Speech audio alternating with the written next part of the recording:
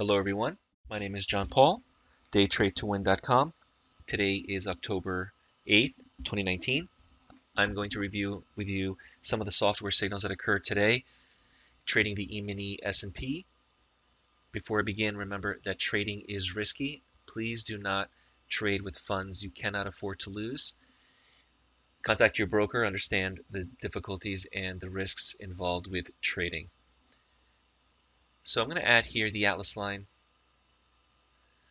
to the NinjaTrader charting platform.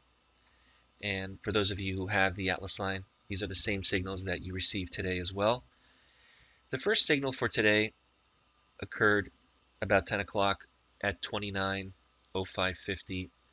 And this signal right here indicated a short, and the market did go lower. But remember, if the market is volatile, you have to be careful with the risk.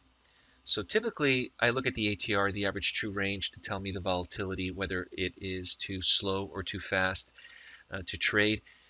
It happens to be at about 4 points, and so I can probably expect a 4-point move either up or down from this point, and so the market did in fact go down 4 points.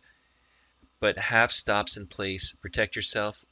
Typically, I like to use a number of stops to protect myself when trading. This is what we teach at Day Trade to Win. So always have your stops in place, whether it be based off of time or a catastrophic stop or even some type of proof. You always have to have a stop in place to protect yourself. Now, in addition to this main signal here, the Atlas line short signal, we have these additional signals, these pullback trades and strength trades. Now, these trades are in addition. The software does provide these signals automatically, and they have rules how to manage these trades as well. So each of these P's and these S's are indicating pullback and strength trades. And these signals can be turned on or off in the back end of the software. So if I wanted to remove the strength trades, for example, or the bounce trades, I can come back here and turn off, for example, the bounce trades or the strength trades. And so we only have the signals displayed that we want to see. My favorite signals here on the Atlas line are the main signal and the pullback trades. Now we have bounce trades, which are happening right here. This is indicating that the market, the candles that you're seeing, are bouncing off of the Atlas line. And if I wanted to turn these signals back on, we can see them turn back on and the signals are generated. Now, during the training class, we do provide a video as well as the live training indicating how these trades are managed. So it's very important not just to follow the software, but it's also managing the trade.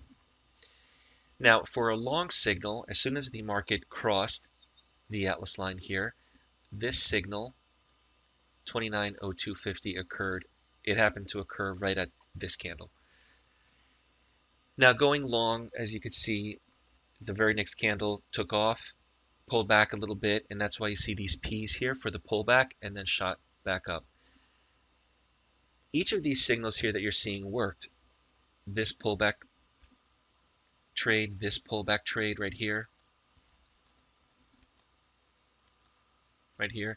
and the main signal to go long. But remember, it's not the more you trade, the better you are. It's picking and choosing the best trades for the day that makes sense. So within each trade, you have to be careful whether or not the risk is worth it. Again, this is what we provide during the training, the software, as well as the instruction on how to use this correctly. Now, this was today. If I go back to yesterday, it's a different day entirely. Instead of the market crisscrossing and moving up and down with both a short and a long, yesterday, October 7th, it was just long. The market just started and never looked back and went higher.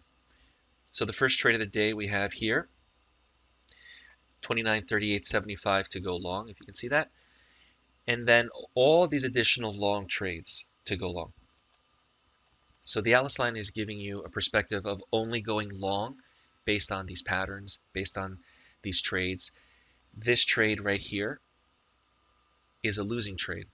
So this pullback trade did not work.